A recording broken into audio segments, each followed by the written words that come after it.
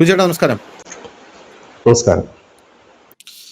സുചേട്ടാ, ഒരു മരണം, ആ മരണം ഇരു രാജ്യങ്ങളും തമ്മിലുള്ള വലിയ സംഘർഷങ്ങൾക്ക് കാരണമാകുമോ എന്നുള്ളതാണ് ഇപ്പോൾ നമ്മുടെ രാജ്യത്തെ മാധ്യമങ്ങൾ ചർച്ച ചെയ്തുകൊണ്ടിരിക്കുന്ന ഒരു കാര്യം. നമ്മുടെ മലയാള മാധ്യമങ്ങളൊന്നും ഇത് ടേക്കപ്പ് ചെയ്തിട്ടില്ല. ഭാവിയിൽ അവർ ടേക്കപ്പ് ചെയ്യുമായിരിക്കാം. സംഭവം ബംഗ്ലാദേശിൽ ഒരു മരണം സംഭവിച്ചിട്ടുണ്ട്. ബംഗ്ലാദേശിൽ മരിച്ചിരിക്കുന്നത് ഇന്ത്യൻ നയതന്ത്രജ്ഞനാണ്. ബംഗ്ലാദേശിലെ ഇന്ത്യൻ മിഷനിൽ നിയമിതനായിട്ടുള്ള ഇന്ത്യൻ നയതന്ത്രജ്ഞനാണ് ഈ മിഷൻ വളപ്പിനുള്ളിൽ മരിച്ച നിലയിൽ കണ്ടെത്തിയത് എന്ന റിപ്പോർട്ട് പുറത്തു വന്നിട്ടുണ്ട്. പ്രോട്ടോകോൾ ഓഫീസറായിട്ടുള്ള നരേൻധറിന്റെ മൃതദേഹം അവിടെ ചിറ്റഗോങ്ങിലെ ഇന്ത്യൻ അസിസ്റ്റന്റ് ഹൈക്കമ്മീഷനിൽ നിന്ന് കണ്ടെടുത്തു എന്ന ഒരു വാർത്ത പുറത്തു വന്നിട്ടുണ്ടായിരുന്നു. ഈ വാർത്തയുടെ ഇപ്പോഴത്തെ ഒരു അപ്ഡേറ്റ് നോക്കിക്കഴിഞ്ഞാൽ ഇതിൽ നമ്മുടെ സുരക്ഷാ ഉപദേഷ്ടാവായിട്ടുള്ള അജിത് ഡോവൽ ഇതിൽ ഇടപെടുന്നു എന്നുള്ളതാണ് മനസ്സിലാക്കാൻ സാധിക്കുന്നത്. അജിത് ഡോവൽ ഇതിൽ ഇടപെടണമെങ്കിൽ അത്രയധികം പ്രാധാന്യം ഇതിനുണ്ടായിരിക്കണം എന്ന് തന്നെയാണ് നമ്മൾ മനസ്സിലാക്കേണ്ടത്. ഈ മൃതദേഹം പോസ്റ്റ്മോർട്ടത്തിനായി അയച്ചിരിക്കുകയാണ്. ഈ പോസ്റ്റ്മോർട്ടം റിപ്പോർട്ട് വന്നു കഴിഞ്ഞാൽ മരണകാരണം എന്താണ് എന്ന് നമുക്ക് മനസ്സിലാക്കാൻ സാധിക്കും. ഇതൊരു സ്വാഭാവിക മരണമാണോ, അല്ലെങ്കിൽ ഈ മരണത്തിൽ ദുരൂഹതയുണ്ടോ, എങ്ങനെയാണ് ഇത് സംഭവിച്ചത് എന്നുള്ളത് ഇന്ത്യ വളരെ ഗൗരവമായിട്ട് കാണുന്ന ഒരു വിഷയമാണ്. യഥാർത്ഥത്തിൽ ബംഗ്ലാദേശിൽ ഇപ്പോൾ പോയിരിക്കുന്ന ഈ ഇന്ത്യൻ നയതന്ത്രജ്ഞന്റെ മരണം നമ്മുടെ രണ്ട് രാജ്യങ്ങളുടെയും ബന്ധം വഷളാക്കുകയാണോ? എന്താണ് ഇതിൽ നിന്ന് നമുക്ക് മനസ്സിലാക്കാൻ സാധിക്കുന്നത്? ലോകത്ത് പല ഭാഗത്തും സംഘർഷങ്ങളും യുദ്ധങ്ങളും ഉണ്ടാകുന്നതിന് ചില സമയങ്ങളിലൊക്കെ കാരണമായിട്ടുണ്ട് ഈ നയതന്ത്ര ഉദ്യോഗസ്ഥന്മാരുടെ മരണം.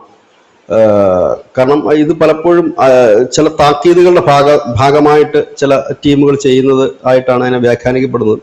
ചിലപ്പോഴൊക്കെ വലിയ യുദ്ധം പോലും പൊട്ടി പുറപ്പെട്ടിട്ടുണ്ട് ഇത്തരം സാഹചര്യങ്ങളിൽ. ഈ നയതന്ത്രജ്ഞന്മാരാണല്ലോ ഒരു രാജ്യത്തിന്റെ പ്രതിനിധികളായിട്ട് വേറൊരു രാജ്യത്ത് ഉള്ളത്. അപ്പോൾ സ്വാഭാവികമായി അവർക്ക് നേരെ നടക്കുന്ന അറ്റാക്കുകളും മറ്റുമൊക്കെ വലിയ ഫലങ്ങളാണ് ചെയ്യുന്നത്. ഇപ്പൊ നമുക്കറിയാം, ഈ ഖാലിസ്ഥാൻ ടീമുകളൊക്കെ നിരന്തരം ഈ നമ്മുടെ കോൺസുലേറ്റുകൾക്ക് നേരെയാണ് ആക്രമണങ്ങളും മറ്റൊക്കെ നടത്തുന്നത്. അതിന്റെ പിന്നിലുള്ള സൈക്കോളജിയും ഇതൊക്കെ തന്നെയാണ്. ഇവിടെയാണ് ഒരു നരേൻ ഥാർ മരിക്കുന്നത്. ഇദ്ദേഹത്തിന്റെ ബാത്റൂമിന്റെ സൈഡിൽ ഇദ്ദേഹം മരിച്ച നിലയിൽ കാണപ്പെട്ടു എന്ന് മാത്രമാണ് മാധ്യമങ്ങൾ പറയുന്നത്. എങ്ങനെയാണ് മരിച്ചതെന്നോ എന്താണ് സംഭവിച്ചതെന്നോ നമുക്കറിയില്ല.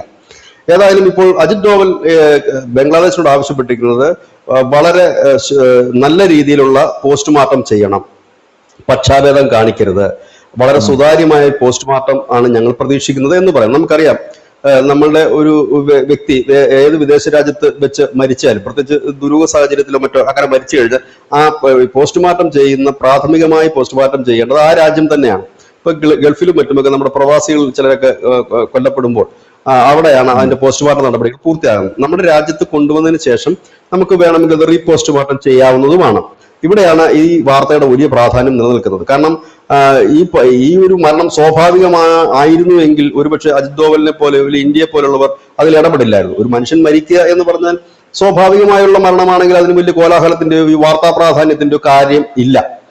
നമ്മൾ സാധാരണ ഇതിൽ ഒരു ആദരാഞ്ജലികൾ അർപ്പിച്ചുകൊണ്ട് ആ ഫോട്ടോ വെച്ചിട്ടായിരിക്കും മാധ്യമങ്ങൾ വാർത്ത തന്നെ ചെയ്യുന്നത്. പക്ഷെ ഇത് അങ്ങനെയല്ല.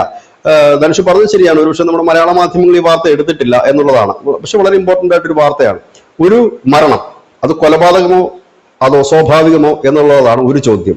രണ്ടാമത്, ഈ മരണം ഇപ്പോഴത്തെ ഒരു അവസ്ഥയിൽ അതൊരു ഇരു രാജ്യങ്ങളും തമ്മിലുള്ള ബന്ധം വഷളാക്കുമോ എന്നുള്ളതാണ്. നമുക്കറിയാം, യുഎൻഎസിന്റെ ഭരണകാലത്ത് നമുക്ക് അവിടെ ഉണ്ടായ നമ്മുടെ കോൺസുലേറ്റുകളിൽ നിന്നുള്ള ജീവനക്കാരെ മുഴുവൻ നമ്മൾ ഒഴിപ്പിച്ചിരുന്നു. പിന്നീട് ഇപ്പോൾ പുതിയ ഭരണം അധികാരത്തിലേറിയതിനു ശേഷമാണ് നമ്മുടെ ഒരു ഊഷ്മളമായ ബന്ധമാകുന്നത്. പക്ഷെ ഈ അടുത്ത് പിന്നെയും അത് അലങ്കോലമാകുന്ന ഒരു കാഴ്ച നമ്മൾ കണ്ടു. പ്രത്യേകിച്ച് ഗംഗാജലം പങ്കിടുന്നതുമായി ബന്ധപ്പെട്ടിട്ട് ഇപ്പോൾ അത്ര സുഖകരമായ ഒരു ബന്ധമല്ല. അതായത് ബംഗ്ലാദേശ് ഒരു ഡാം പത്മാനദി കെട്ടുന്നുണ്ട്. നമ്മുടെ ഫറോക്ക് ഡാമിനെ കുറിച്ചുള്ള ചർച്ചകൾ ഒരു വഴിക്ക് നടക്കുന്നു. ഇതിന്റെ പിന്നിൽ ചൈനയാണെന്ന് പറയുന്നു, അമേരിക്കയാണെന്ന് പറയുന്നു. അങ്ങനെ അനവധി കോൺസ്പിറൻസി തിയറികളും ഇതിനൊപ്പം തന്നെ പരക്കുന്നുണ്ട്. നമുക്ക് അതിന്റെ യാഥാർത്ഥ്യങ്ങൾ അറിയില്ല. പക്ഷെ എങ്കിൽ തന്നെയും ഒരു നയതന്ത്ര കാര്യാലയത്തിലെ ഉദ്യോഗസ്ഥൻ അദ്ദേഹം മരിക്കുക എന്ന് പറയുമ്പോൾ അതിന് പിന്നിൽ ഉയരുന്ന ഒരുപാട് ചോദ്യങ്ങളുണ്ട്. കാരണം ലോകത്ത് എല്ലായിടത്തും ഇത്തരം മരണങ്ങൾ ഇരു രാജ്യങ്ങളും തമ്മിലുള്ള ബന്ധങ്ങൾ വഷളാക്കിയിട്ടുണ്ട്. ഒരുപാട് തവണ വഷളാക്കിയിട്ടുണ്ട്. ഈ കോൺസുലേറ്റ് ഉദ്യോഗസ്ഥന്മാരെ ആക്രമിക്കുക, അവരുടെ നേരെ ആക്രോശിക്കുക.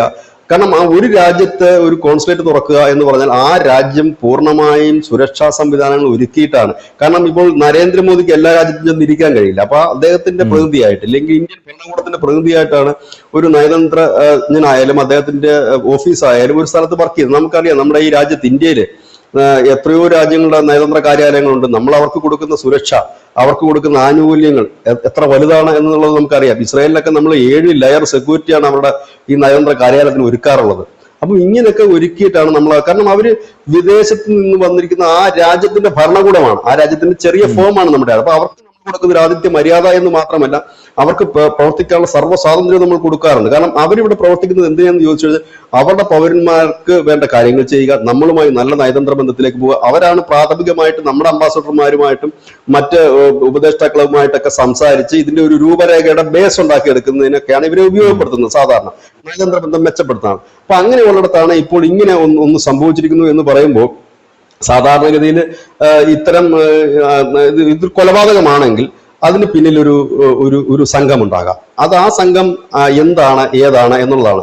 ഏതായാലും ഇനി മതമൗലികവാദികളാണോ, അതോ ഇനി മതമൗലികവാദികളെ ഉപയോഗിച്ചുകൊണ്ട് ഏതെങ്കിലും ഫോറിൻ കൺട്രീസ് ഇതിന്റെ പിന്നിൽ പ്രവർത്തിച്ചിട്ടുണ്ടോ എന്നൊക്കെയുള്ള അനവധി ചോദ്യങ്ങളാണ് ഉയരുന്നത്. അതായത് ഇപ്പോൾ അവിടെ അതിന് പോസ്റ്റ്മോർട്ടം നടന്നിട്ടില്ല എന്നാണ് നമ്മൾ മനസ്സിലാക്കുന്നത്.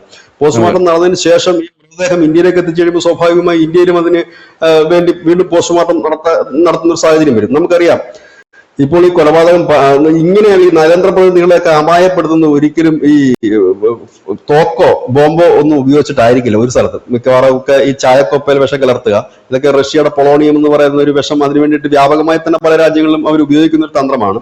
റഷ്യ മാത്രമല്ല, പല രാജ്യങ്ങളും ടെക്നിക്സ് ഉപയോഗിക്കാറുണ്ട്.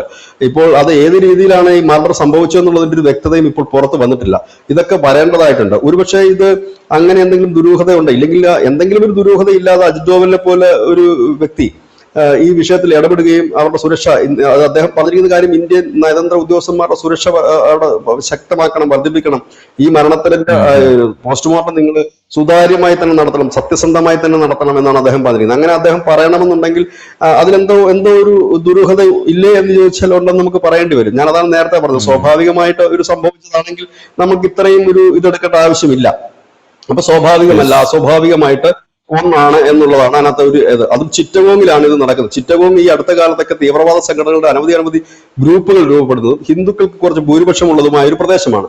ഈ ബംഗാളിൽ BJP അധികാരത്തിൽ ഏറിയതിനു ശേഷം ഏറ്റവും കൂടുതൽ പ്രതിഷേധം നടന്നത് ബംഗാളിലല്ല, ബംഗ്ലാദേശിലാണ് എന്ന ഒരു കാര്യം കൂടി നമ്മൾ ശ്രദ്ധിക്കണം.